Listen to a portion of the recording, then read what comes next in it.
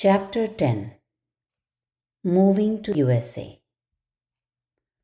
Two powerful magnets, our grandchildren, drew us towards them. Being with them, watching them grow, and seeing their adorable antics brought immense joy. Since we were getting older and only the two of us were left in India, our children suggested that we migrate to the US. So, we decided to join our family. We chose to live independently, and our children made it happen. They provided us with a house and a car, giving us everything we needed. We are truly blessed to have such supportive children and grateful to God for this. Facebook and social media platforms helped us in our matchmaking success, extending our reach to a larger audience. When smart cell phones became a rage, I had to learn new skills in web design. After a few sleepless nights, I made our website mobile friendly and compatible with cell phones.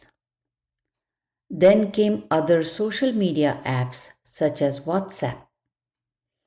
It made a significant difference for us. We created WhatsApp groups, and making video calls to the members was very easy. As years went by, our website became well known in our community. Each successful match would give renewed publicity to our website.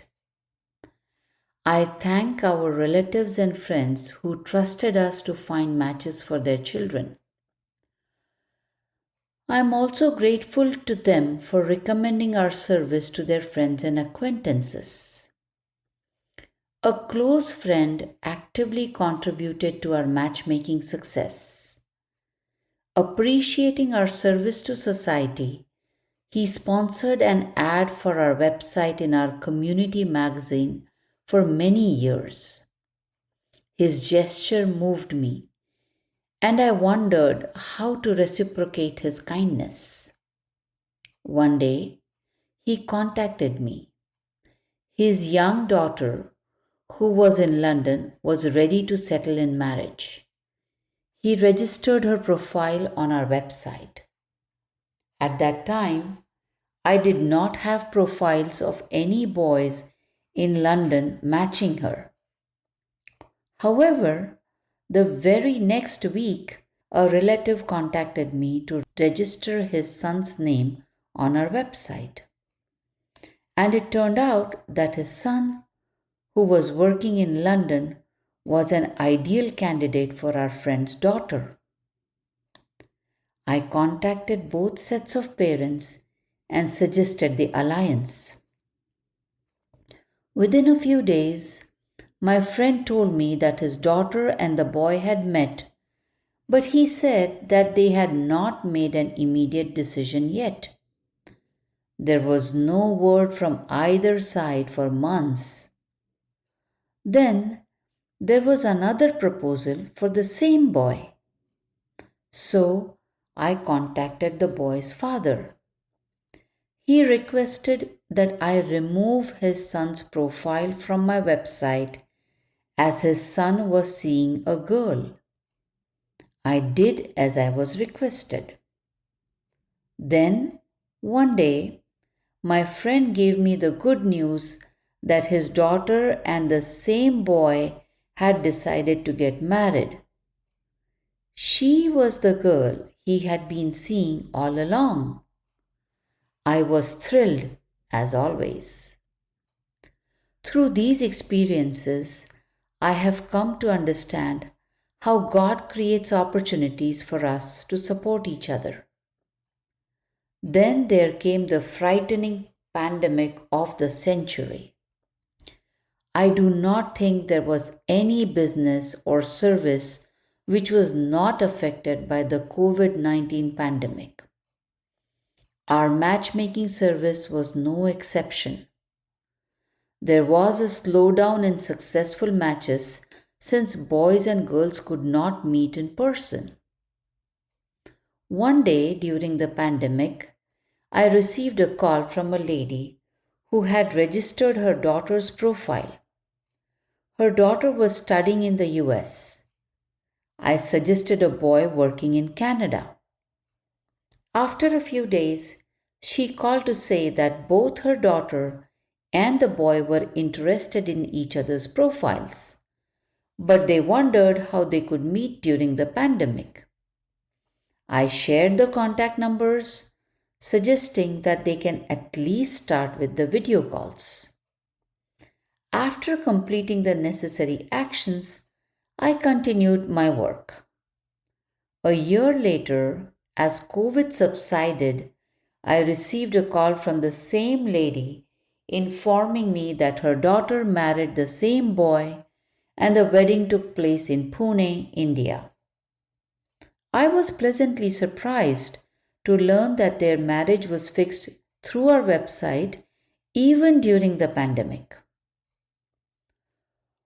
Online meetings surged in popularity during that time. We organized an online meeting for our members, and it drew significant interest from both members and their parents. We hosted it successfully, and many members participated. Although there was little success, I was satisfied with trying my best. During our matchmaking years, my husband and I consistently explored and implemented new technologies and methods to successfully match eligible brides and grooms. Over the years, it became increasingly challenging to make matches. There used to be times when I felt helpless. Some boys had all the qualities to be the most eligible in the marriage market. They were good looking, highly educated, and from good families. They had high paying jobs. So, they attracted proposals from beautiful qualified girls. As a mediator, I was requested to contact the boys' parents who would respond favorably. But when it was time to meet the girls, the boys would refuse on some silly pretext. Even after several such refusals from their sons, their parents would not give up. As soon as a new profile of a suitable girl was listed on our website, they would persuade me to contact her parents. Looking at the impressive profile of the boys, the girls' parents would approach them. But the boys would again refuse at the last minute. I could not understand why this kept on happening. Did those boys have someone else in mind and could not tell their parents?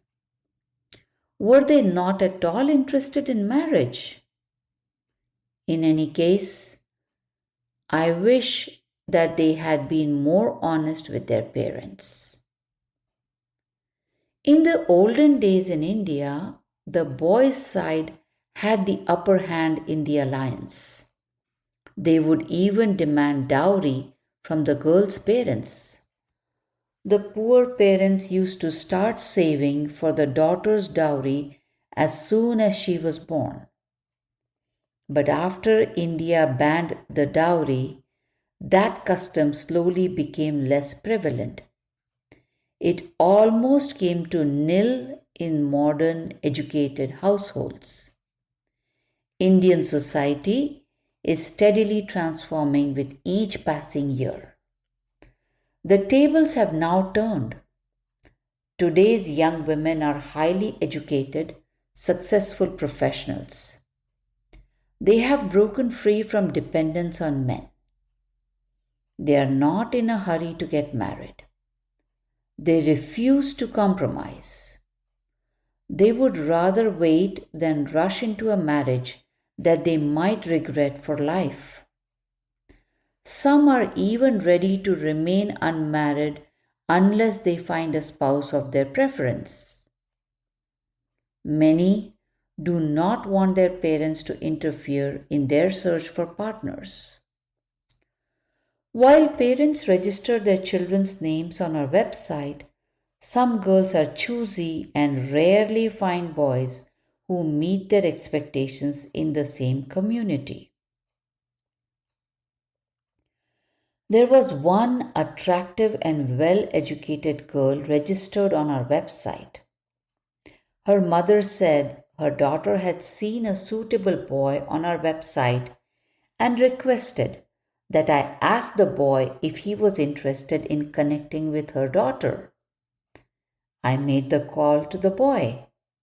When he readily agreed to contact the girl, the mother, to my shock, said, "Let me ask my daughter." After several calls, she told me her daughter was not interested in chatting with the boy.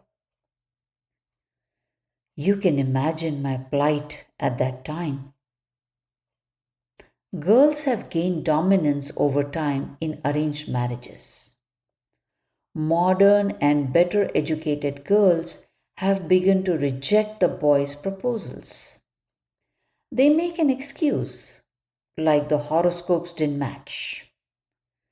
I have heard from the boys' parents that some girls even demand to see the boys' salary certificates. In India, the joint family system is still in operation.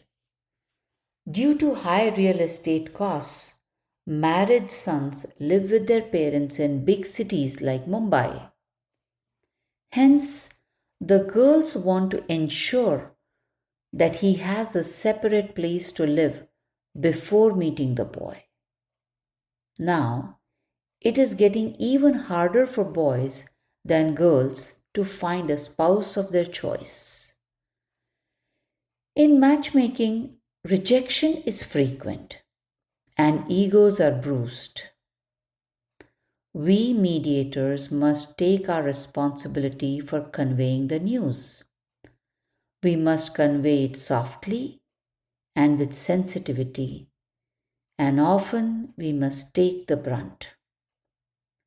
As matchmakers, we also must gulp insults from some of our members. I usually share the contact details of my members with other members unless they specifically tell me not to share. One well educated boy who had a good job registered on our website. His mother told me she liked a girl member who she thought was a good match for her son. She was very proactive, took their contact details from me, and called the girl's mother directly. The next day, the girl's mother reached out to me with her thoughts. She asked, "How could you match my daughter with that boy? Don't you know the area we live in?" They lived in a wealthy part of Mumbai, while the boy came from a simpler neighborhood.